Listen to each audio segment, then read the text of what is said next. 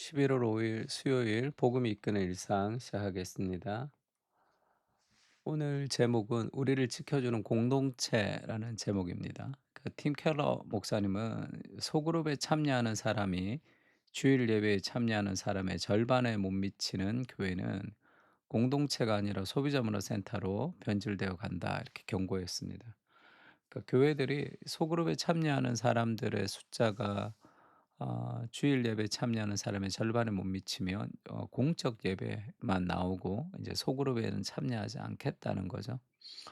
그러면 이제 소비자 문화 센터가 되어 간다 이렇게 얘기합니다. 그러니까 공동체와 소비자 문화 센터의 차이는 인격과 인격이 만나느냐 만나지 않느냐가 그 차이죠.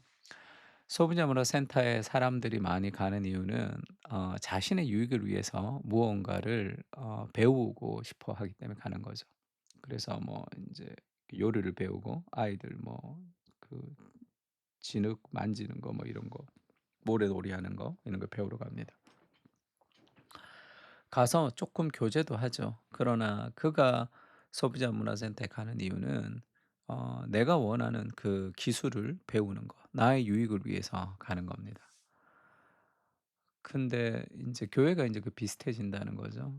저도 이제 대형 교회에서 부목사를 했는데 제가 청년부를 할 때도 인제 사람들이 어떤 착각을 가지느냐 하면 "우리 교회는 시스템이 좋아." 이렇게 얘기합니다. 왜냐하면 다양한 훈련의 시스템들을 가지고 있었거든요. 큐티가 부족하면 큐티 학교, 전도가 부족하면 전도 학교, 기도가 부족하면 기도 학교. 그렇게 인제 여러 가지 다양하게 배울 수 있는 이렇게 레이어가 쌓이듯이 그렇게 막 기초 단계, 뭐 중급 단계, 고급 단계 뭐 이런 프로그램들이 있었습니다. 그 프로그램들을 막 이렇게 이수하고, 이수하고 하면서 인제 자기 자신이 배우고 성장이 있으니까 참 '아 좋다. 그렇게 시스템이 잘 돼 있다.' 이렇게 얘기하지만 정말 뭐 장래가 나거나 그다음에 내 인생에 어려움이 있을 때 정말 연락할 친구들은 그 수천 명의 사람들이 있었지만 몇 명 되지 않는 그런 것으로 전락가 되었죠. 지금 그렇게 행복하던 그런 공동체 안에서 신나게 누렸던 그때가 벌써 한 20 년이 지났는데 지금까지 그러면 그 교회에 남아서 계속 성장하면서 서로 교제하면서 하는 그런 공동체는 거의 사라졌습니다. 그러니깐 그때가 좋았던 공동체가 될 가능성이 많은 거죠.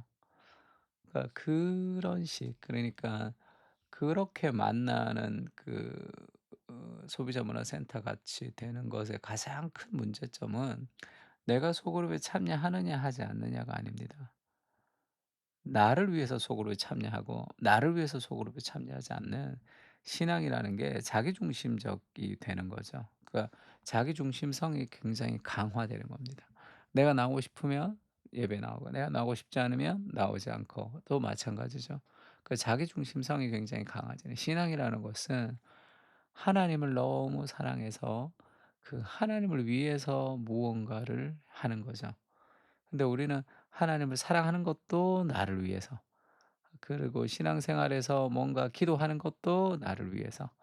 내 인생을 드린다는 개념보다는 내가 무언가를 가지고 간다는 개념들이 더 강합니다.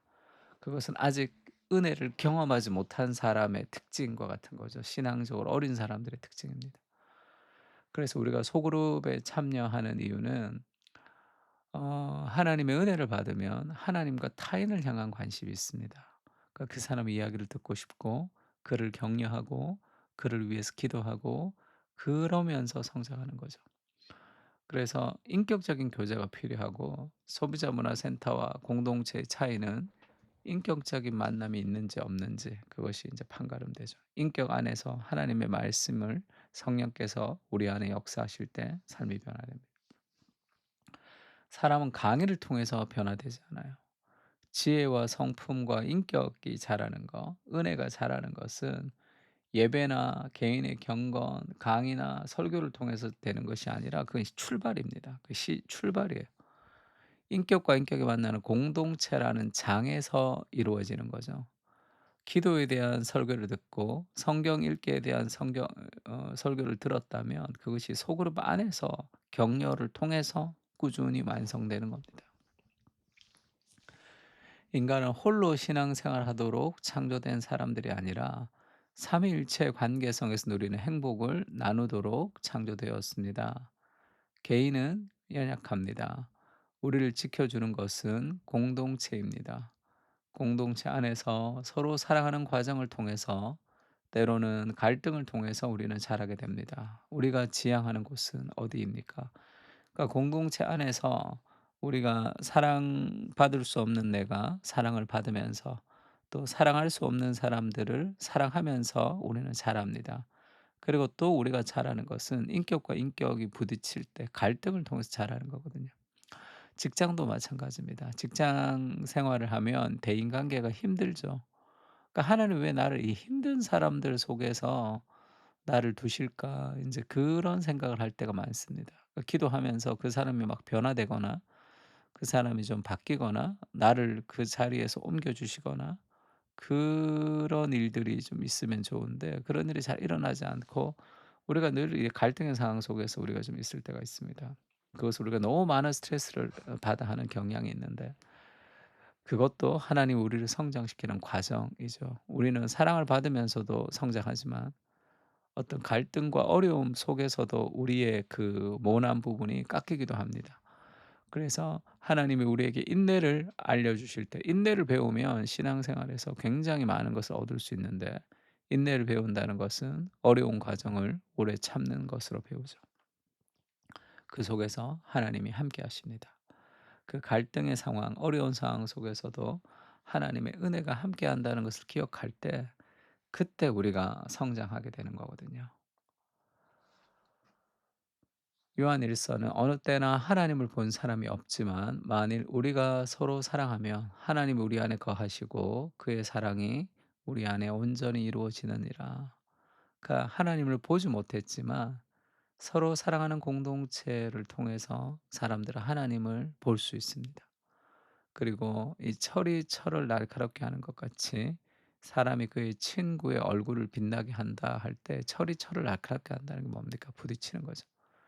어떤 여러 가지 삶의 갈등과 갈등 그리고 도전과 도전을 통해서 우리가 더 이제 빛나는 사람이 되는 것이죠. 예수님도 우리를 위해서 이렇게 기도했습니다. "내가 비옵는 것은 이 사람들만 위함이 아니요 또 그들의 말로 말미암아 나를 믿는 사람들도 위함이다.